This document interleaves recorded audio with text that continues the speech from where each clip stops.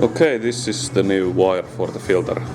As you can see, it's not quite as clean as the original, but should be almost as good. Anyway, I'm planning not to keep this filter for a long time. I'm gonna put a car engine style oil filter in there, replace this whole unit with a new unit. Okay. Hello people. The oil pump system is now working perfectly. There is still some air bubbles in the oil. Maybe they will never go away, but now the oil is flowing in every place it should be.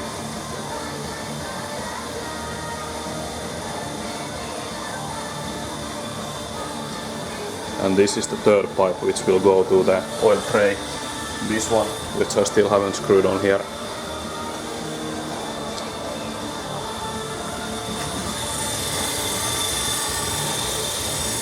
It's oily and greasy again, but at least it's clean oil.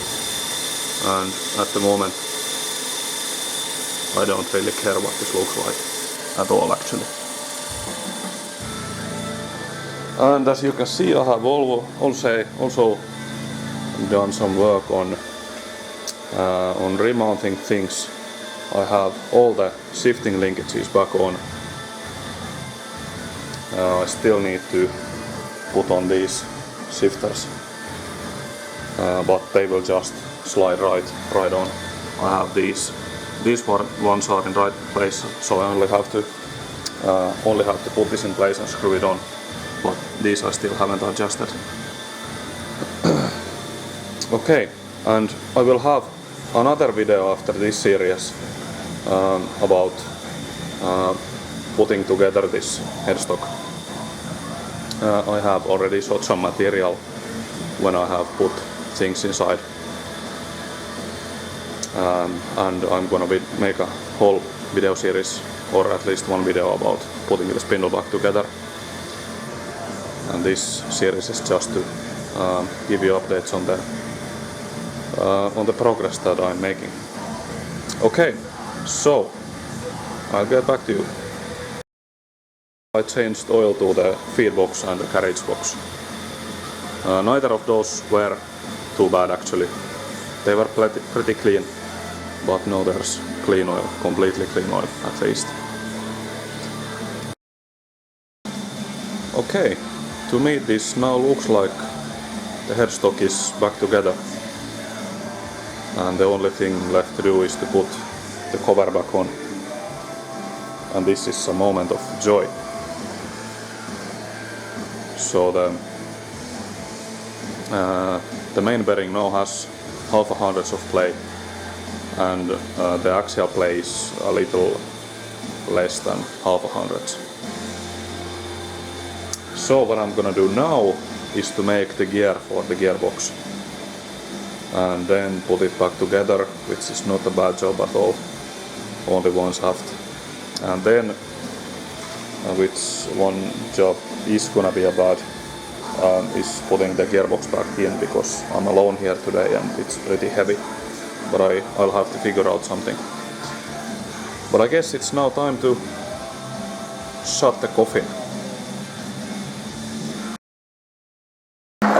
Hello people, this is my setup for cutting the teeth.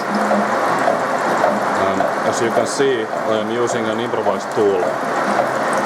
I ground it out of a very high quality, high speed steel, because the closest cutter that I could find is this one.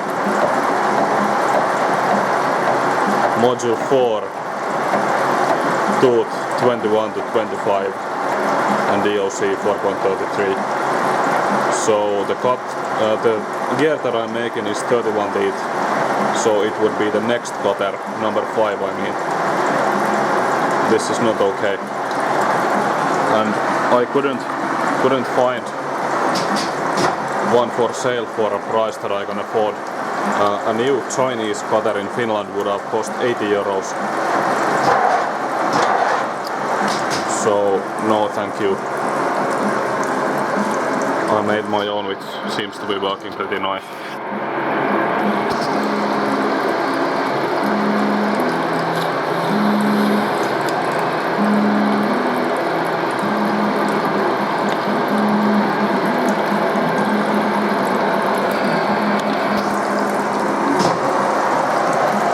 one full turn and 931s.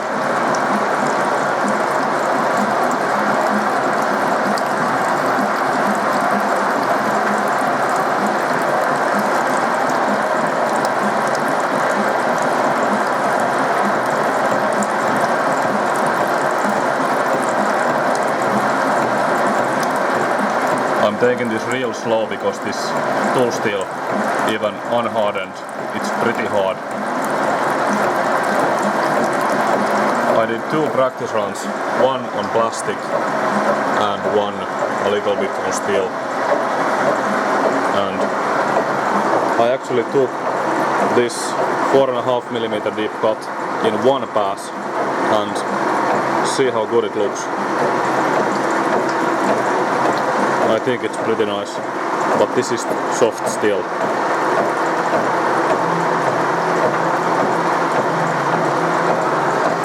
So I only used that piece to test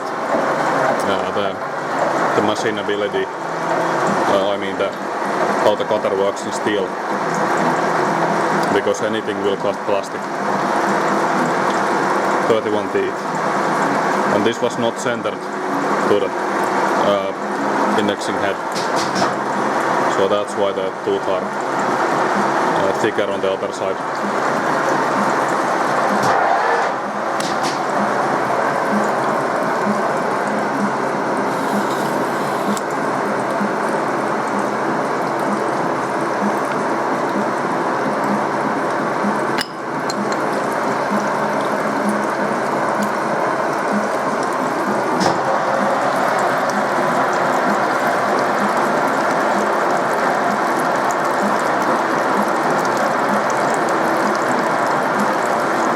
I'm thinking of doing this in 3 passes. It's gonna take a while, but I hope it's gonna be a good gear.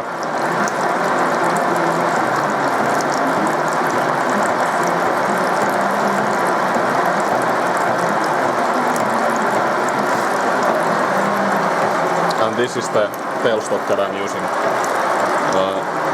I got a little lucky because when I set these pieces of high-speed steel tool blanks under it, it was the correct height within about 1/10 of a millimeter, which is good enough.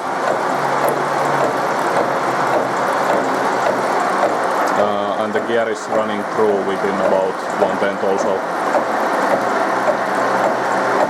I will take also 1/10 more depth of cut as would be required to compensate the errors.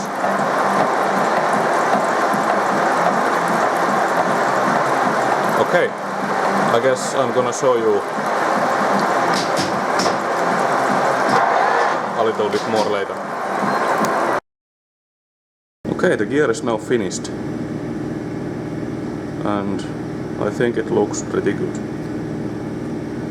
I took 3 passes. So now it's time to take it off and press it off the shaft. And this has around 200 of press fit and I put some Loctite in between. And I guess the Loctite did a pretty good job because I took quite a bit off per tooth, I mean per revolution. The whole assembly was vibrating a little bit, but this gear did not move at all. So I'm thinking the Loctite did a pretty good job because the press fit wasn't that strong at all. Okay, I'm now trying to heat treat the gear. I should keep it in 800 degrees Celsius for half an hour and then quench it in oil. So that's what I'm trying to do. I have no idea how much temperature there really is in the stove, but I'm guessing it's not that far from 800 degrees. I'm burning some oil that spilled on my floor and something else too. It should be pretty hot. And after a little over 5 minutes I'm gonna quench it. And if I succeed with this, this is gonna be the hardest gear on the gearbox. I should reach about, I think it was 65 HRC, so it should be pretty hard. Even in unhardened state, the metal was pretty hard. Here we go.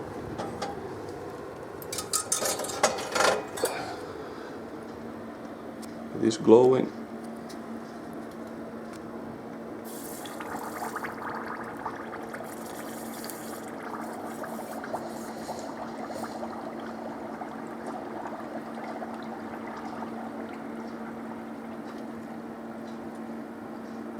Actually, I think I'm lucky they all didn't catch fire.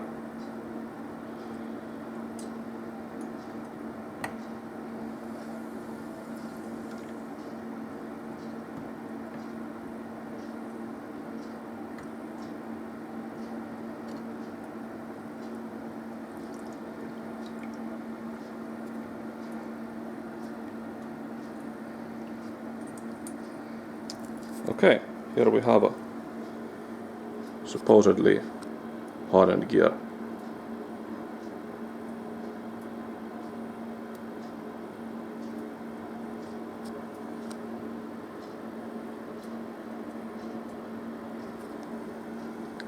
I'll give it some time to cool and then I'll inspect it a little bit more. Okay, I guess the heat treating failed, at least to some extent. I can file it. So at least it's not 65 HRC. But sure, it still is harder than it was.